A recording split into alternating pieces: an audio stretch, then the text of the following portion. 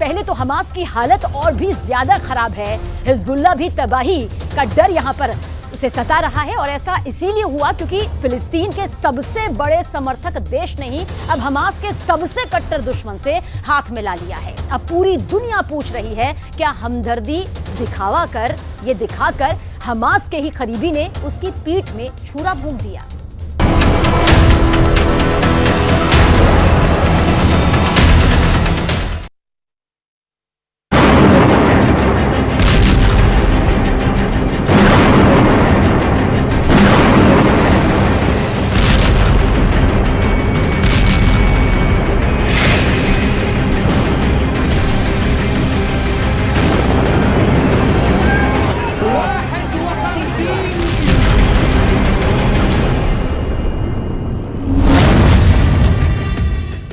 Israel ने कह दिया है कि हमास का खात्मा तय है।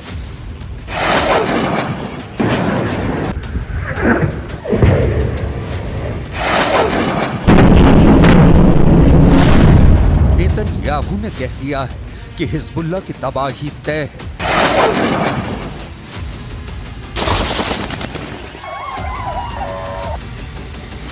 अमेरिका और इजराइल दोनों कह रहे हैं कि हूथी भी मारा जाएगा।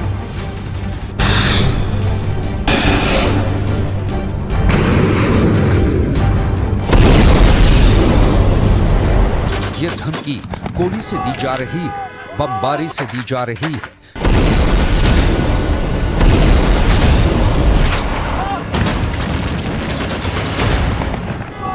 मिसाइल के हमलों से दी जा रही है, लेकिन हमास को खत्म करने की सबसे बड़ी सुपारी तो उसके सबसे बड़े हिमायती ने ही दी है।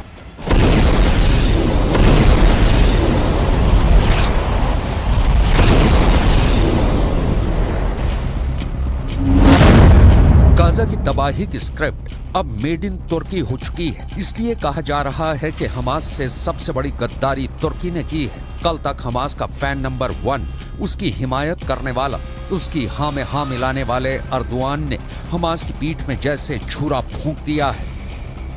हर दिन, हर घंटे, हर मिनट, हर सेकंड, हर मुश्किल घड़ी में फिलिस्तीन के साथ खड़े रहने का वादा करने वाले अर्दोआन ने इजराइल से दोस्ती का हाथ मिला लिया है। इस दोस्ती का मतलब है हमास की मौत और इसमें अर्दोआन की मंजूरी शामिल है। अब तुर्की को इसी नजरों से देखा जा रहा है जिसमें धोखा है, जिसमें गद्दारी है, जिसमें हानिया की मौत भी छिपी हुई है।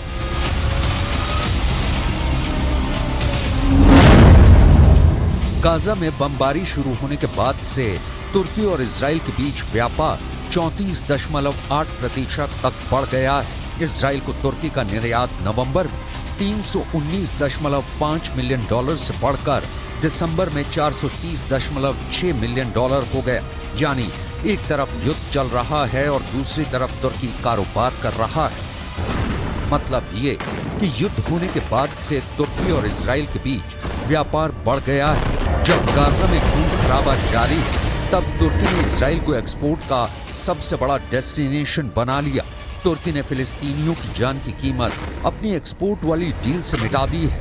यही वजह है कि तुर्की और आसपास के पूरे पश्चिम एशिया के लोग अर्दोआन से सवाल कर रहे हैं। इस वक्त इजराइल की सेना की वर्दी भी तुर्की में बन रही है। इस वक्त इजराइल जिन जूतों से गाजा को रौंद रहा है वो भी तुर्की में बन रहे हैं। इस वक्त ठंड से बचने के लिए इजराइल के सैनिक जिन गर्म कपड़ों का इस्तेमाल कर रहे हैं वो भी तुर्की में तैयार हो रहे हैं। ये दुनिया जानती है कि गाजा में अटैक के बाद सबसे पहले अर्दोआन ने इजराइल की निंदा की थी। अर्दोआन ने तो नेतन्याहू की तुलना हिटलर तक से कर डाली थी। अर्दोआन ने हर समय फिलिस्तीन के लोगों के साथ खड़े होने का वादा किया था, लेकिन अब इस सच्चाई से पर्दा उठ चुका है। पूरी दुनिया को पता चल चुका है कि भले ही तुर्की के राष्ट्रपति तैयब अर्दोआन फिलिस्तीनियों के साथ खड़े होने का ढिंडोरा पीट रहे हैं, लेकिन असल में तो वो नेतन्याहू के साथ मिलकर बहुत खामोशी से अपना कारोबार चमका रहे हैं। गाजा हर दिन मर रहा है। वहां के लोगों को युद्ध की बहुत बड़ी कीमत चुकानी पड़ रही है। हर बढ़ते दिन के साथ गाजा में इजराइल की फोर्स का ऑपरेशन तेज होता जा रहा है, तो दूसरी तरफ हमास के हिमायतियों की भी खैर नहीं है।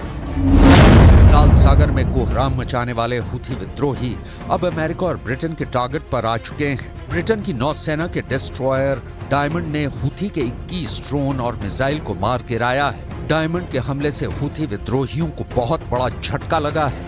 इस हमले में 18 drone, 2 anti ship cruise missile और 1 एंटी शिप बैलिस्टिक मिसाइल को लॉन्च होने के बाद ही गिरा दिया गया। गाजा में चल रही बमबारी के बाद हुथी प्रोएक्टिव है। उनको ईरान का समर्थन भी हासिल है। वो लाल सागर में इजराइल के जहाजों को निशाना बना रहे हैं। 19 नवंबर के बाद से लाल सागर में कार्गो शिप पर ये हुथी का 26वां हमला था। हुथी विद्रोही लगातार इजराइल पर हमला कर रहे हैं। क्रूज मिसाइल भी फायर कर रहे हैं। बैलिस्टिक मिसाइल से भी इजराइल के दक्षिणी इलाके पर अटैक कर रहे हैं। साथ में इजराइल और अमेरिका को लगातार धमकियां दे रहे हैं। हुथी विद्रोहियों के टारगेट 2 हैं। पहला है इजराइल और दूसरा है अमेरिका। हुथी विद्रोहियों ने इजराइल के शिप को टारगेट करना शुरू कर दिया है। वो अमेरिका को भी अपना दुश्मन नंबर 2 मानता है।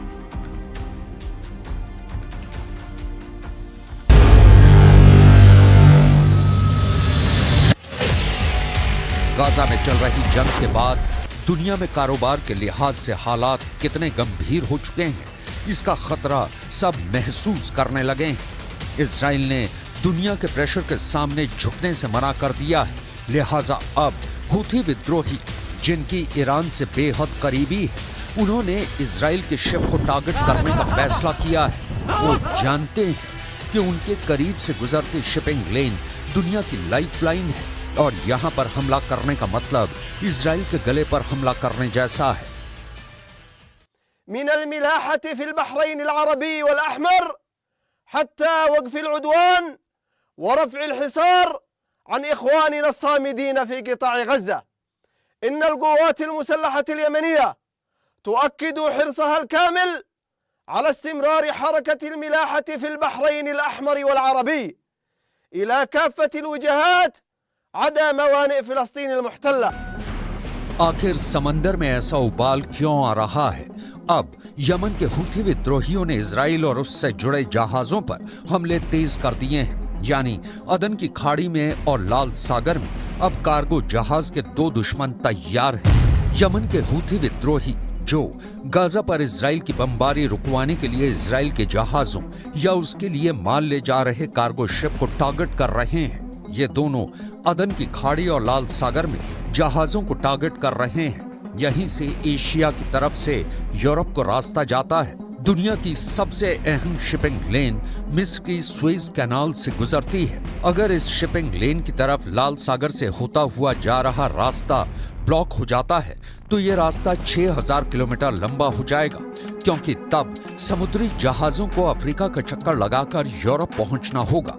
अगर इजराइल जाना है तो रास्ता 10,000 किलोमीटर तक ज्यादा हो जाएगा। 3 से 5 दिन का सफर और लंबा हो जाएगा। ज्यादा फासला यानी ज्यादा लागत, ज्यादा वक्त और कारोबार पूरी तरह चौपट। यही है यमन के हुथी विद्रोहियों का टारगेट, क्योंकि वो गाजा में बमबारी का बदला इजराइल के जहाजों को बनाकर करना चाहते हैं और ऐसा उन्होंने करना भी शुरू कर दिया है।